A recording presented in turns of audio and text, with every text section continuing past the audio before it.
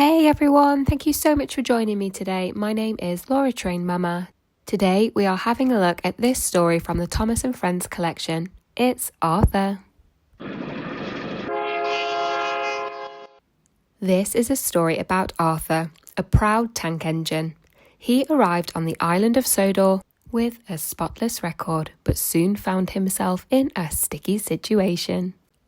Arthur, the big tank engine, had just arrived on the island of Sodor. It was his first day at work on the Fat Controller's railway. I must be on time, Arthur worried as he chuffed through the countryside. He didn't want to be late.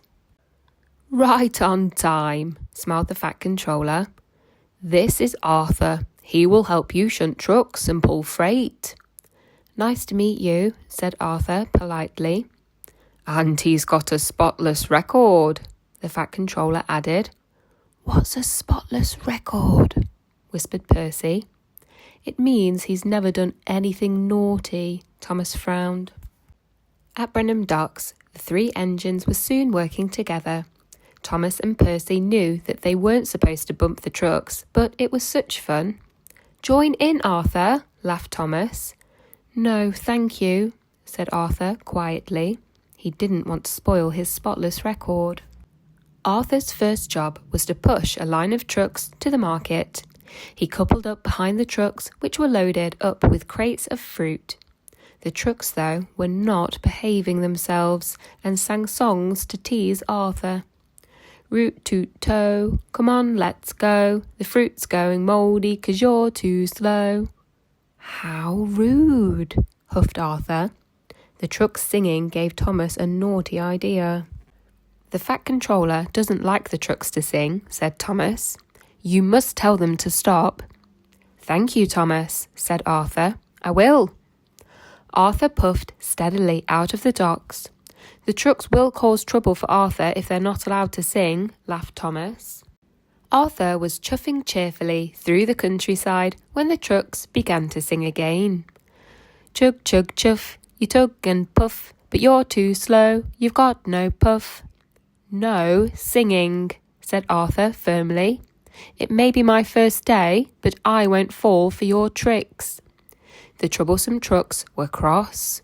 If Arthur won't let us sing, one truck whispered, we'll teach him a lesson, chimed the others. The troublesome trucks put on their brakes and made their wheels screech and squeak along the tracks. Arthur struggled over bridges. He huffed and puffed through tunnels. When poor Arthur puffed to the top of Gordon's Hill, the trucks whooshed down the other side, laughing all the way. Suddenly, Arthur's driver spotted a red signal at the bottom of the hill. He put on the brakes. But Arthur couldn't stop in time. Fruits of all shapes and sizes from the troublesome trucks flew into the air and landed splat, splot, splat, all over Arthur. Arthur was terribly sad. It was his first day on the Fat Controller's railway and his spotless record was ruined. Soon the Fat Controller arrived. What has happened here? He said crossly. The trucks were singing, said Arthur. I told them to stop, but they pushed me too fast. Please, sir, it's my fault, said Thomas sadly. He told the Fat Controller what he had done. Your record is still spotless, Arthur, the Fat Controller said. Thomas, clear up this mess at once. Soon Harvey arrived with the breakdown crane and lifted Arthur back on the rails. Thomas stayed behind to help the workmen clear the track. It took a very long time to clear up the sticky mess. By the time Thomas puffed slowly home, it was dark. When Thomas arrived back at Tidmouth Sheds, Arthur's crew had cleaned the squashed fruit from his funnel.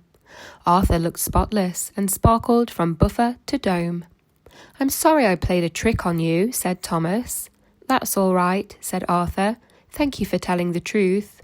Well, I never had a spotless record to ruin, smiled Thomas. From that moment, the engines knew they would become the best of friends. That brings us to the end of the story of Arthur. I really hope that you have enjoyed listening along with me today. And if you did, please don't forget to like the video and have a great day.